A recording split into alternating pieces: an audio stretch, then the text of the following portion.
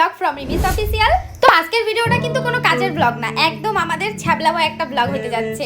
সকাল সকাল বেরোয় পড়ছিলাম বাড়ির থেকে, আর বেরোয় চলে গেছিলাম সোজা শপিং মলে। আর শপিং মল দিয়েই শুরু হলো আমাদের দিনটা। যে কাজটার জন্য আমরা শপিং মলে ঢুকছিলাম সেইটা তো হয়ে গেছে। তারপর আমরা এই এত গরমের মধ্যে ঠেলাঠেলি করে উঠে পড়লাম বাসে, একটাও সিট ছিল না। আমরা দুইজন তো দাঁড়াই আছি, আরেকজন দেখো ঠিক সুযোগ বুঝে বসে পড়ছে, আর লজ্জায় মুখটা ঢাইকে রাখছে কিরকম অসভ্যর মতো। আর এত গরমের মধ্যে যখন বাসের মধ্যে থাকে ভিড়, তাহলে আর কি বলবো, বলার কিচ্ছু নাই। আচ্ছা, কই যাচ্ছি বাসে করে সেটা তো বলবোই। বাস থেকে নামলাম আধা ঘন্টা জার্নি করে। বাস থেকে নামে পুরো গরম লাগতেছিল বলে একটু টক টক ঝাল ঝাল মিষ্টি মিষ্টি পেয়ারার চাট খায় নিচ্ছিলাম। কাকা কিন্তু আমাদের খুব সুন্দর ঝাল ঝাল করে চাটটা বানায় দিছিল। তারপর পেমেন্ট করে আমরা বেরোয় পড়লাম যেইখানে যাবো সেইখানের উদ্দেশ্যে। তার জন্য আমাদেরকে আবার টোটো নিতে হয়েছিল।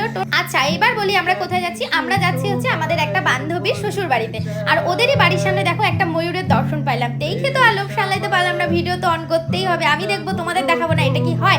যেহেতু ফরেস্ট এলাকা, তাই জন্য ময়ূর সবসময় ওদের বাড়ির দিকে দেখা যায়। আর দেখো, কথা বলতে বলতে আমরা চলেও আসছি। আর ও তো সকাল থেকে পুরো এক্সাইটেড ছিল যে অনেকদিন পর আমাদের দেখবে। বাড়িতে কেউ আছেন? আমি শুধু চেয়েছি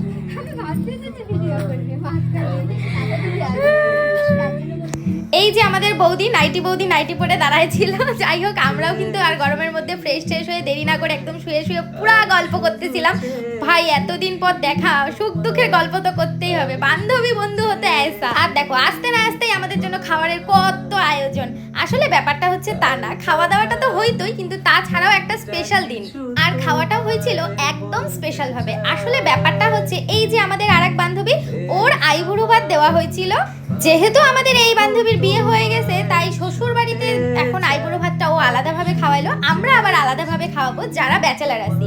এমনি তো আর ঘুরতে যাওয়া হয় না, তাই জন্য বলছিল আমার শ্বশুর বাড়িতেই আয়, এখানেই খাওয়াবো, আর তোরা এই ফাঁকে একটু ঘুরেও যা, তোদের সাথে একটু টাইমও কাটাই। এইটা হচ্ছে মেন ব্যাপার। আর সত্যি তাই যায় তো মন প্রাণ দুইটাই হালকা হয়ে গেছে। আইবুড়ো ভাত হচ্ছে ওনার পার্সোনালি ওনার। আমরা হচ্ছে সাথে খাইতে আসি, যে আমরা দুজন কিচ্ছু বলবো না। খাওয়া দাওয়ার পর আমরা অনেকক্ষণ গল্প করছি শুয়ে। তো তারপর এখন আমাদের যাওয়ার পালা। এখন তো আমরা বেরোয় পড়ছি সবাইকে টাটা বাই বাই করে। আর আমার বান্ধবীর মুডটা একটু খারাপ হয়ে গেছিল, কারণ ও বারবার বলতেছিল আজকে থাইকে যা, আর বাড়ির সবাই বলতেছিল আজকে থাইকে যাও, কিন্তু সেইটা তো সম্ভব না, সামনে আবার আরেকজনের বিয়ে চলে আসছে। তো জামাই দাদা আর আমার বান্ধবীকে টাটা বলে দিয়ে আমরা বেরোয় পড়লাম বাড়ির উদ্দেশ্যে। সেদিন আবার এত গরমের পর বিকালের দিকটাতে একটু বৃষ্টি হয়েছিল, তাই জন্য যাওয়াটা একটু শান্তি পাইছিল। তো সবে একটা আইবুড়ো ভাতের ভিডিও তোমাদের সাথে শেয়ার করলাম, এরপর আমাদেরটাও আসতে থাকবে। ওর সমস্ত বিয়ের ব্লগ তোমাদের সাথে শেয়ার করবো। আজকের ভিডিওটা এই পর্যন্তই।